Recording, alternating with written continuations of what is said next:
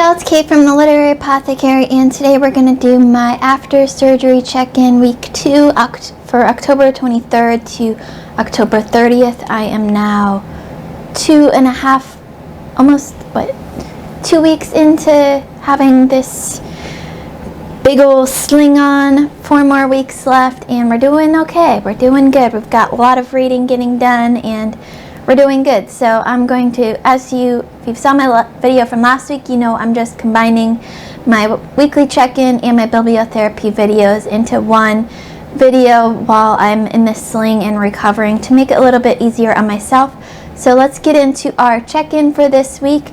We've got some new subscribers to thank. We've got Raven Waves, Beth McCraw, the one and only Josiah Bancroft, author of the Books of Babel series that you guys hear me talk about so much. I'm so excited. And Alicia Abruziesi. And I've got a whole bunch of book mail here for you guys. So, first up we have Her Body and Other Parties by Carmen Maria Machado. This is a book of short stories sent to me by Amanda at the Reading and Writing Life, and Evie suggested reading this before Machado's memoir that I also want to read, so I can't wait to get into this. Evie absolutely loved it, so I'm very excited to hopefully get to this sometime next year in 2022.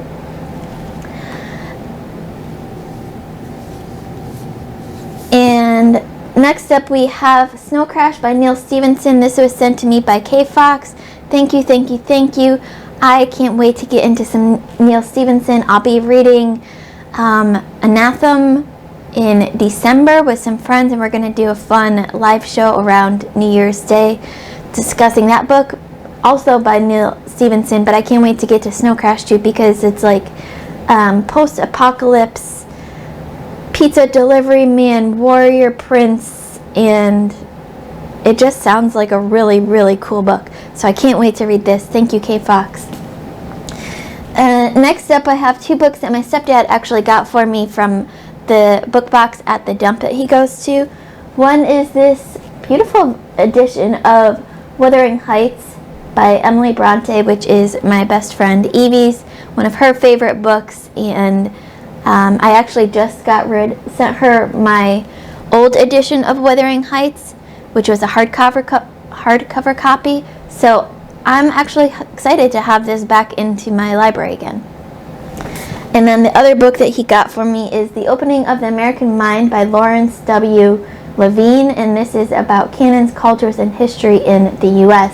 and higher education system. And this sounds like a really intriguing nonfiction, or as Benedict calls it, fact book. And then the last 2 pieces of book mail that I got this past week were from Jessie at the Bookish Mom. Jessie is one of my absolute best friends and my sister. I love her to pieces. She sent me actually 2 books that are on my November TBR. She sent me An Ember in the Ashes by Sabatier, and this is going to be a birthday read for my friend Ariel, and I can't wait to get back into this. I started reading this back in last November, and I just wasn't in the right headspace for it, so I temporarily DNF'd it, but I can't wait to get back into this. Everyone says I will absolutely love it, so I'm really hoping that's true. And then the other book that Jessie sent me is Bloody Rose by Nicholas Eames, which is book 2 in the band series, and I am so excited to read this. We're going to be buddy reading it together in November, and to get prepared for our live show, our author interview with Nicholas Eames himself in December. I'm so excited for that. It's going to be such a freaking blast. Now, books that I finished this week.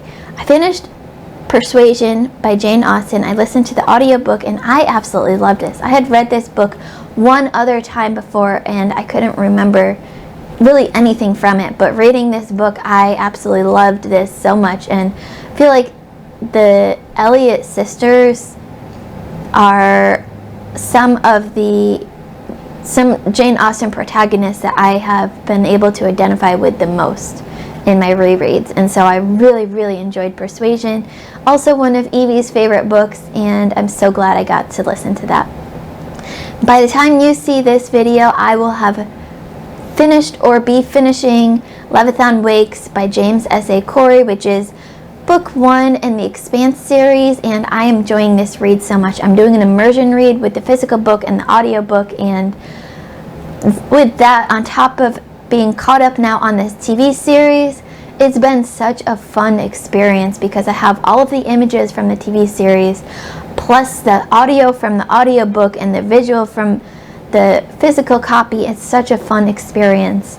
And this is one of those rare cases where I'm actually glad that I saw the TV show first, because it's really helped me visualize the places and the people and the events that are happening in this book, whereas a lot of times, especially in sci-fi books, I have a hard time with that visualization, so I don't enjoy it as much.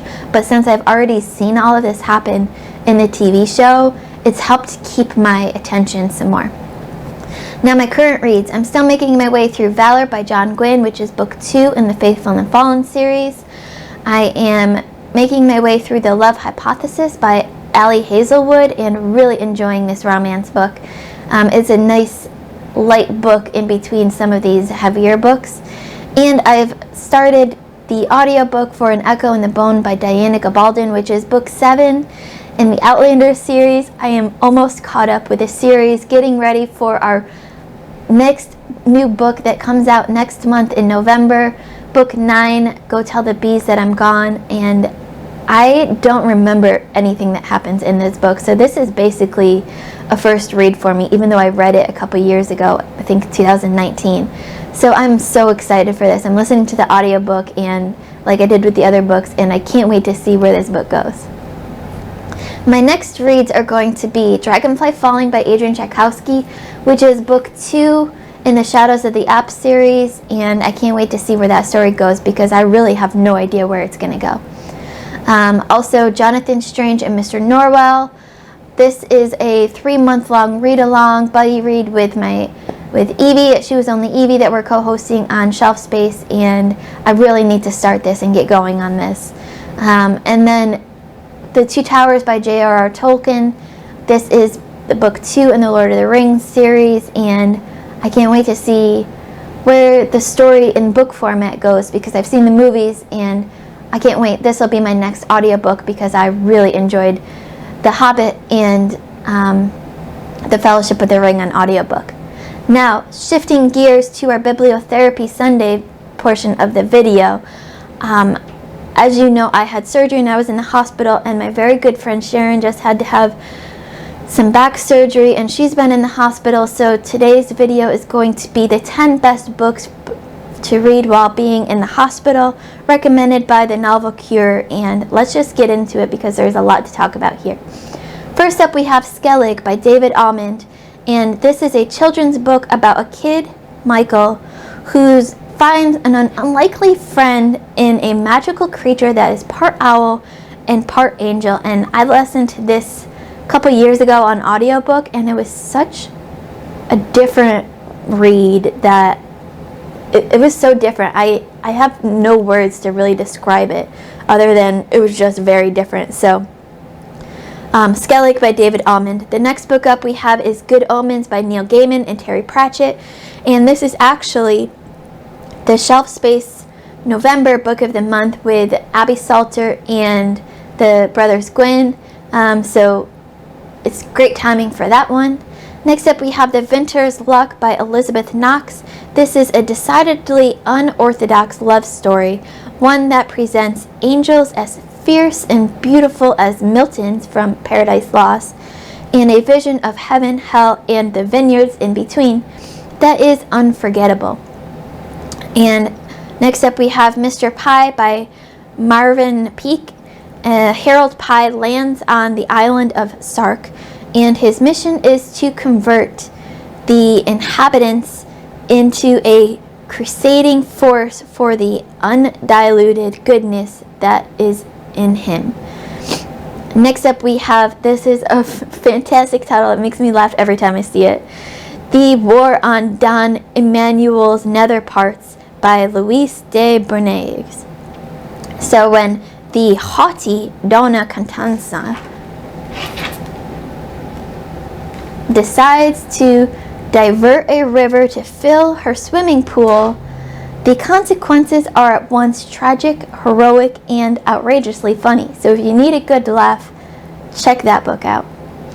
And then the last couple books we have on our list are The African Queen by C.S. Forester, The Woman and the Ape by Peter Hoag, The Bean Trees by Barbara Kingsolver, and The Call of the Wild by Jack London.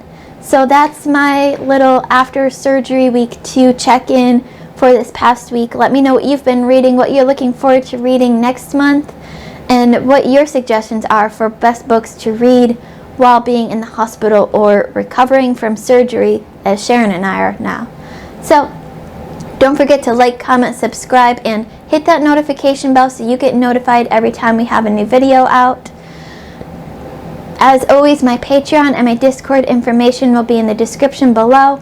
Come join the Patreon if you want to support me financially. It's only $1 a month and we have a ton of fun. Keep reading, and I love you all to the moon and back. Bye.